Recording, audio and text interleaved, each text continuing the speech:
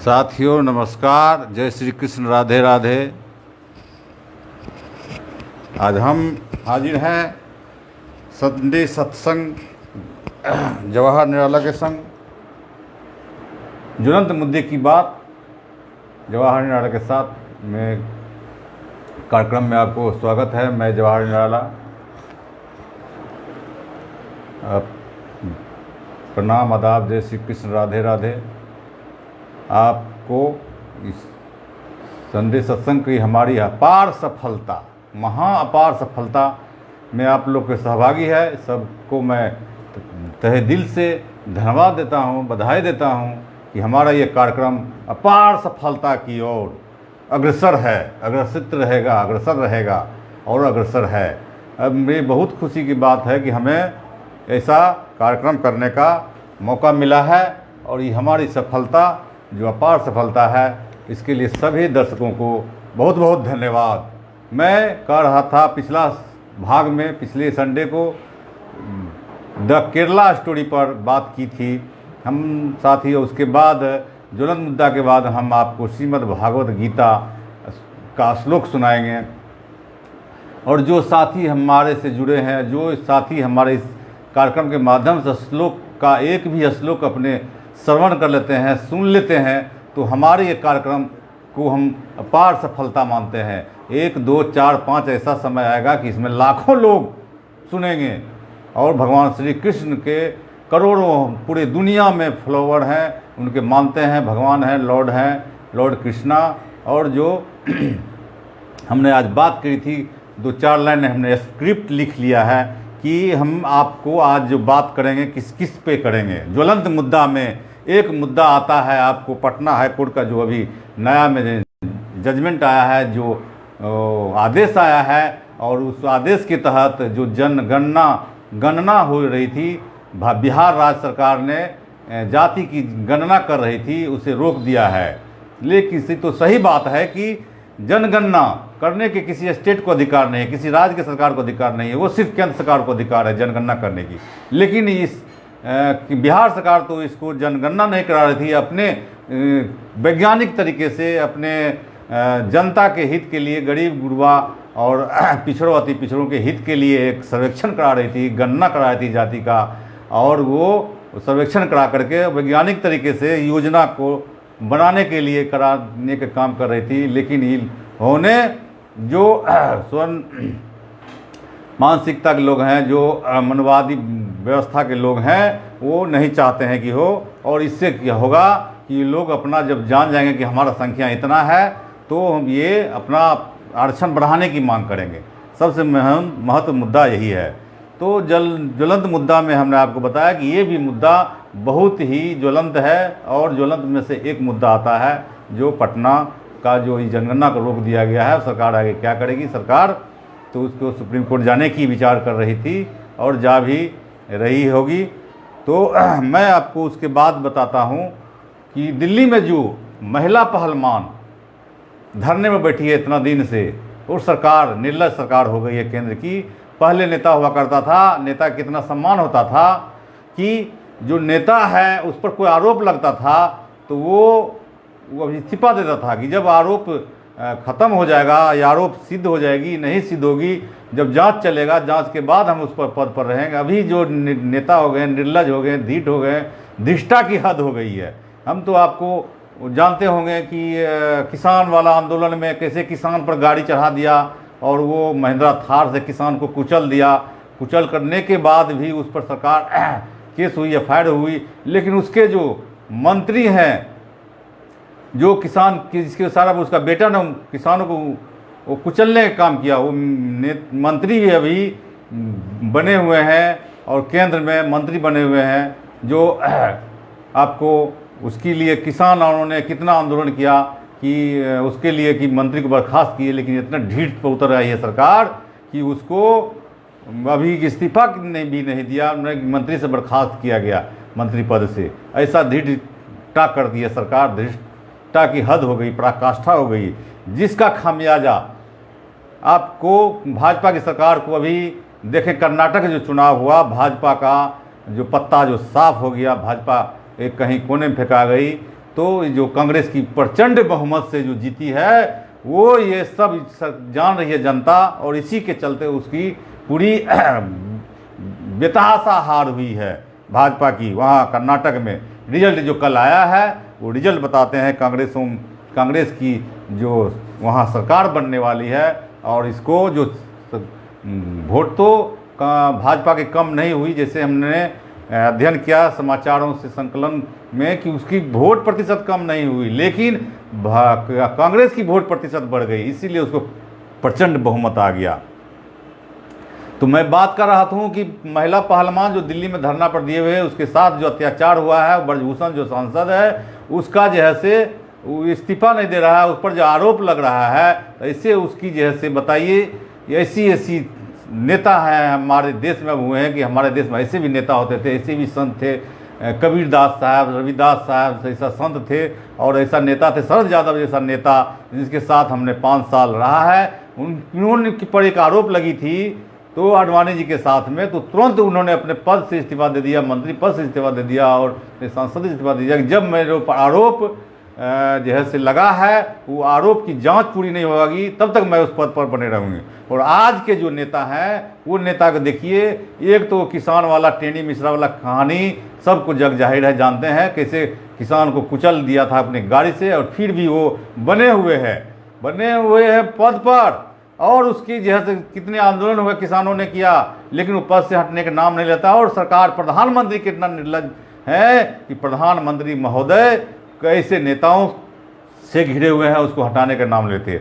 पहलवानों के साथ, महिला पहलवानों के साथ अभी देश में जो एक तो इतनी आबादी है, देश में महिलाओं की आधी शक्ति, नारी शक्ति जो है वो दुनिया की आधी शक्ति जो है उनको खेल में जो शोषण हुआ, और उसके साथ इतनी बड़ी दिल्ली में महिला पहलवान संख्या में बैठी हुई है। और समझिए, इस बात को समझिए, आज की लोकतंत्र, विश्व का महान लोकतंत्र जिसे हम कहते हैं, उस लोकतंत्र में जब एक महिला को वहाँ न्याय नहीं मिल रहा है, दिल्ली में जनता मतलब बैठी हुई है, तो गांव की महिला वहाँ से हजारों किलोमीटर दूर जो गांव में रहती है, जो छोटे शहर में, अर्ध शहर नगर में रहती है, वैसे वैसे महिला पर कितना उत्पीड़न होता होगा और कितने जैसे उसको न्याय मिलता होगा। इस बात से अंदाज़ा लगाया जाता है साथियों कि आप लोग देखिए कि अगर दिल्ली में बैठे महिला पहलवानों के साथ अन्याय हुआ और लोकतंत्र के माध्यम से अपना न्याय मांग रही है, उसके साथ नहीं हो रहा है, तो अगर दिल्ली दूर कहते हैं और जो गांव की महिला उसके साथ जो अत्याचार होता है उसको कहाँ न्याय मिलता है, युद्ध कर ही रह जाता है। और इसके परिणाम जो आने वाले दिनों में भाजपा को भुगतना पड़ेगा। ये लोकतंत्र है, लोग विश्व का सबसे महान लोकतंत्र कहता है, लोकतंत्र की ये खूबसूरती है। हमारे साथ जुड़ गए हैं अर्जुन अहीर जी, स्वागत है अर्जुन जी। यादव यदुवंशी अर्जुन अहीर जी देख रहे हैं, बहुत बहुत स्वागत अर्जुन जी। आप बहुत सोशल मीडिया में एक्टिव रहते हैं, आपको हम बधाई देते हैं कि आप हमारे इस कार्यक्रम को सुन रहे हैं। आवाज़ बढ़िया से आ रही है, कुछ कमेंट लिखा करिए। तो साथियों, मैं बात कर रहा था पहलवान ज्वलंत मुद्दों की, जो पिछले एपिसोड में बात आयुष ट्रेडिंग सौर बाजार, वाह स्वागत है आयुष ट्रेडिंग सौर बाजार, कुंदन जी का, नंदन जी का, आपका बहुत बहुत स्वागत। हमारा कार्यक्रम संडे सत्संग जवाहर निराला के संग, मुद्दे की बात जवाहर निराला के साथ, और श्रीमद् भागवत गीता आपके लिए। मैं देखिए आपके लिए श्रीमद् भागवत गीता लाया हूँ। ये विश्व का सबसे महान मोटिवेशनल बुक है, किताब है। ये इसके हर एक युवा को, खास करके जिसके बाल नहीं पके हैं, जिसके बाल काले हैं, वैसे युवाओं को, अभी तो कम उम्र में बाल पक जाते हैं, उसकी कोई बात नहीं है, लेकिन हर एक युवा को अपना ये गीता पढ़ना चाहिए और इसे को समझना चाहिए। इसमें ज्ञान की इतना खजाना है कि एक बार भी पढ़ने से आपको उसकी ज्ञान की प्राप्ति नहीं होगी, कई बार पढ़ने से ज्ञान की प्राप्ति होगी। और मैं भी पढ़ता हूँ, मुझे भी सीमित ज्ञान है, इसको पूरी समझने के लिए असीमित ज्ञान की आवश्यकता होती है और इसे समझना चाहिए। अगर हमारा ये गीता का प्रचार करने का जो माध्यम है वो फेसबुक के माध्यम से आज के युग में जो बहुत अच्छी ये साधन हम समझते हैं। और सबको भी अपने YouTube चैनल पर अपना भी कुछ जो 2 मिनट का 1 मिनट का वीडियो बना करके देना चाहिए। जहाँ भी है, गाँव में है, जिसके पास ऐसा मोबाइल है, अपना कोट दीजिए। चाहे कोई स्थानीय न्यूज है या खेती के बारे में कोई जानकारी है, चाहे कोई जानकारी समस्या है, आप YouTube के माध्यम से उसको अपलोड कर सकते हैं, किसी को टैग सकते हैं। तो इसी को आगे हम कड़ी को बढ़ाने के लिए हमने ये कार्यक्रम रखा है प्रचार प्रसार माध्यम से, कि हमने अपने वंशज का, लॉर्ड कृष्णा का एक जो मोटिवेशनल बुक है, जो सबसे महान पुस्तक मन से आ जाता है, जिसे वैदिक पुस्तक, और इसको ग्रंथ में मिला हुआ है दर्जा। विश्व का हर एक देश में इसका पुस्तक है, और हर एक देश में इसको हर एक भाषा में, बिहार में ही नहीं, भारत में नहीं, पूरे विश्व में जितनी भी भाषा है उस भाषा में पुस्तक छप के सब जगह बिकती है, और सब इसका अध्ययन करते हैं। और जो हमारे पुरखा है, हम लॉर्ड कृष्णा जो हमारे आराध्य देव हैं, और जो हमारे वंश में जन्म लेकर के हम लोगों को गीता में भगवान ने उपदेश जो दिया है, उस उपदेश को अपने ऊपर ग्रहण करने और इसके दूसरे को भी प्रेरित करना।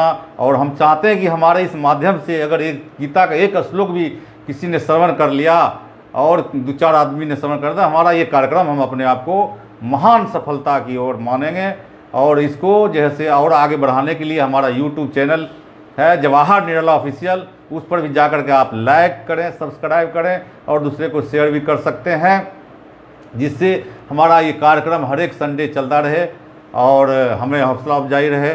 तो हम शुरू करेंगे कहानी के माध्यम से। हमने पिछले जो बताया था केरला स्टोरी भी हम लोग जो फिल्म आई है धर्म के नाम पर, जो जब चुनाव आता है तो बताते हैं कि धर्म के नाम पर, हिंदू मुस्लिम के नाम पर, ये जो भाजपा है दक्षिणपंथी सरकार है, इसका एजेंडा है कि धर्म के नाम पर सबको पूरे करो। इसके पास विकास की बात नहीं होगी, इसके पास मंदिर की बात होगी, मस्जिद की बात होगी, और आपको पाकिस्तान की बात होगी, हिंदू की बात होगी, मुसलमान की बात होगी। यही सबसे बड़ा झूठ प्रोपेगेंडा जो फैलाती है बीजेपी गवर्नमेंट, सेंट्रल के सरकार, केंद्रीय सरकार। ये सबसे बड़ा सोशलिस्टों के लिए, समाजवादियों के लिए विचारणीय विषय है। और इसको जैसे अभी धक्का लगा है कर्नाटक में, जो वहाँ से पूरी तरह जो हारी है, और इसको समझना चाहिए इस बात को कि सबका सभी का किसी का भी ये नहीं है, चाहे दुनिया तो चलती रहेगी, देश रहना चाहिए। हमारा देश में जो लोग हैं वो हमारे देश जो हमारा लोकतंत्र है, महान लोकतंत्र बनता है, जो हाँ हम धर्मनिरपेक्ष राष्ट्र बनाते हैं कि सभी जाति के लोग, सभी धर्म के लोग, चाहे हिंदू हो, मुस्लिम हो, सिख हो, ईसाई हो, सभी हमारे यहाँ वास करते हैं। और सबको अपनी स्वतंत्रता है अपना कि जो में पूजा करें, जो जिसको प्रेम करें, जिसकी प्रार्थना करें। इसी की यही हमारे देश का, राष्ट्र का जो संविधान का मूल अवधारणा है, ये सबसे बड़ी अवधारणा है। तो साथियों, हम आते हैं अब मुद्दे की बात। तो आप लोगों को सुनाए, हम आपको गीता की भी बात सुनाएंगे, गीता के श्लोक सुनाएंगे। और पिछले एपिसोड में जो हमने पिछले संडे को जो जहाँ तक हमने पढ़ा था 30 श्लोक तक पढ़े थे। 30 श्लोक के बाद आज हम 31वां श्लोक से शुरू करेंगे और उसके तात्पर्य भी बताएंगे, उसको समझाएंगे। और हमारा ये माध्यम से अगर आप लोग सुन लेते हैं एक श्लोक भी, तो हम समझेंगे हमारा एक कार्यक्रम बहुत सफल हुआ। और अपने भी सुने और अपने दोस्त यार को, इष्ट मित्रों को भी इसके लिए प्रेरित करें और जोड़ें कि कार्यक्रम में जुड़ें। और कार्यक्रम में संजोगवश नहीं देखें तो आप बाद में YouTube चैनल पर देखिए और उसको सब्सक्राइब कीजिए और उसको शेयर कीजिए, लाइक कीजिए, कमेंट कीजिए और सब साथी को भी प्रेरित कीजिए कि ये गीता है, महत्वपूर्ण गीता पूरे विश्व में है, उसको जो है से सुनने का सौभाग्य, जो आपको गीता खरीद करके, छोटा भी गीता आता है, कम पैसा में भी आता है, उसको आप सुन सकते हैं, खरीद करके पढ़ सकते हैं। और अपनी बात को दूसरी जगह पहुंचाने के लिए जो YouTube का साधन है, इसको भी आप देखिए, सुनिए, यूट्यूबर बनिए। मतलब कि आप जो उसके लिए उपेक्षा मत कीजिए कि हमें बाद में पैसा आएगा, YouTube से कमाई आएगा वीडियो बनाने के लिए। साथियों, तो मैं बता दूं कि पैसा की इच्छा नहीं कीजिए। भगवान जो कहे हैं गीता में कि कर्म कीजिए, फल की चिंता नहीं कीजिए, तो उस पैसा का नाम भुला जाइए। ये देखिए कि आने वाले समय में 1 साल 2 साल 5 साल के बाद अगर एक ही वीडियो आप 2 मिनट 5 मिनट का डालते रहिएगा यूट्यूब पर, तो साल 2 साल 5 साल में आपके कितना सब्सक्राइबर हो जाएगा, उतना जानने वाले लोग हो जाएंगे। अगर जानने वाले लोग हो जाएंगे, लाखों करोड़ों में हो जाएंगे, मान के चलिए नहीं होंगे, तो कम से कम आपका एक कीर्ति बनी रहेगी, काम जो आपने किया है वो सब दिन बनी रहेगी। तो इसी में हमने आपको गीता का जो श्लोक सुनाएंगे, उसके पहले हमने तो प्रथम अध्याय शुरू कर दिया था। गीता की भूमिका जो है इस किताब में, हमने आपको किताब के बारे में बताया था आप लोगों को पिछले एपिसोड में, पिछले भाग में, पिछले संडे को। तो अभी जो हम करेंगे गीता का श्लोक तो पढ़ेंगे लास्ट में। अभी उसके भूमिका के बारे में आज हम आप लोग को पढ़ के सुनाएंगे। उसकी भूमिका जो लिखी हुई है किताब में, पुस्तक में, उसके बारे में भी हम आपको सुनाएंगे पढ़ के। और ध्यान से सुनिए और दूसरे को भी शेयर करिएगा सुनने के बाद, और अपने इष्ट मित्र को सुनिएगा। और मैं पुनः कहता हूँ कि इसको बाद में आप YouTube पर भी सुन सकते हैं।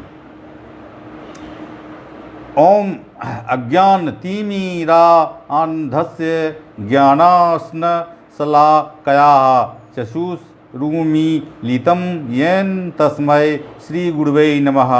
श्री चैतन्य मनोअभीष्टम स्थापितम येन भूतले स्वयं रूपः कदानम ददाति स्वपदंतिकम। इसमें इसका हिंदी है, मैं घोर अज्ञान के अंधकार में उत्पन्न हुआ था और मेरे गुरु ने अपने ज्ञान रूपी प्रकाश से मेरी आंखें खोल दी। मैं उन्हें सादर नमस्कार करता हूँ।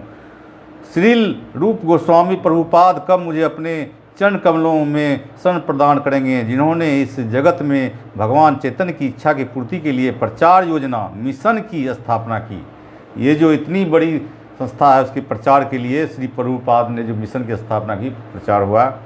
तो मैं भी पहले और पिछले एपिसोड में कहा था, अभी कह देता हूँ कि हमारे पास सीमित ज्ञान नहीं है, सीमित ज्ञान है, और उसके क्रम में श्लोक का, शब्द का अधिकता हो जाती है या कमता या छोटा हो जाता है।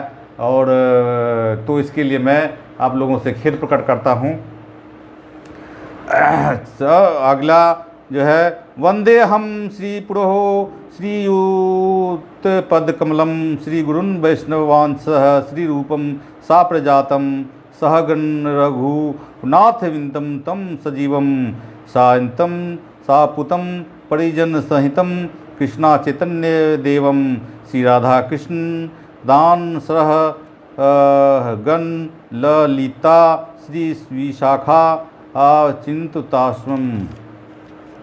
मतलब इसका हिंदी है, मैं अपने गुरु के चरण कमलों को तथा समस्त वैष्णवों के चरणों को नमस्कार करता हूँ। मैं श्री रूप गोस्वामी तथा उनके अग्रज सनातन गोस्वामी एवं साथ ही रघुनाथ दास, रघुनाथ भट्ट, गोपाल भट्ट एवं सुरील जीव गोस्वामी चरण कमलों को सादर नमस्कार करता हूँ। मैं भगवान श्री कृष्ण चैतन्य तथा भगवान नित्यानंद के साथ अद्वैत आचार्य सदा राधर श्रीवास तथा अन्य पार्षदों को मैं सादर प्रणाम करता हूँ। मैं श्रीमती राधा रानी तथा श्री कृष्ण की श्री ललिता तथा श्री विशाखा सखियों से सादर नमस्कार करता हूँ। बहुत से साथी नए नए जुड़े हैं, स्वागत है। हे कृष्ण करुणा सिंधु दीनबंधु जगतपते गोपेश गोपिका कांत राधा कांत नमस्तुते। हे कृष्ण, आप दुखियों के तथा सृष्टि के उद्गम है, आप गोपियों के स्वामी तथा राधा रानी के प्रेमी हैं। मैं आपको सादर प्रणाम करता हूँ। तप्त काशना गौरांगी राधे विरदानेश्वरी विश्वभानिति देवी परन मापी हरि प्रिय। मैं उन राधा रानी को प्रणाम करता हूँ जिनकी सारी कांति पिघले सोने के सदृश है, जो वृंदावन की महारानी है। आप राजा भीष्मभानु की पुत्री हैं और भगवान कृष्ण की अत्यंत प्रिय हैं। वाञ्छाकल्पतरुभ्य कृपा सिंधुभ्य स्वैव च पतितानां पावनेभ्य वैष्णवेभ्यो नमो नमः। मैं भगवान के समस्त वैष्णव भक्तों को सादर नमस्कार करता हूँ। वे कल्प वृक्ष के समान सबों की इच्छा पूर्ण करने में समर्थ हैं तथा पतित जीवात्माओं के प्रति अत्यंत दयालु हैं। श्री कृष्ण चैतन्य प्रभु नित्यानंद, श्री अद्वैत गदाधर, श्रीवात्सु गौर भक्त। मैं श्री कृष्ण चैतन्य प्रभु नित्यानंद, श्री अद्वैत गदाधर, श्रीवास आदि समस्त भक्तों को सादर प्रणाम करता हूँ। साथियों, आज इस श्लोक को आज शुरू करेंगे, श्लोक पढ़ेंगे। हमारा जो 30वां श्लोक तक था उसको आज शुरू करेंगे 31वां श्लोक से।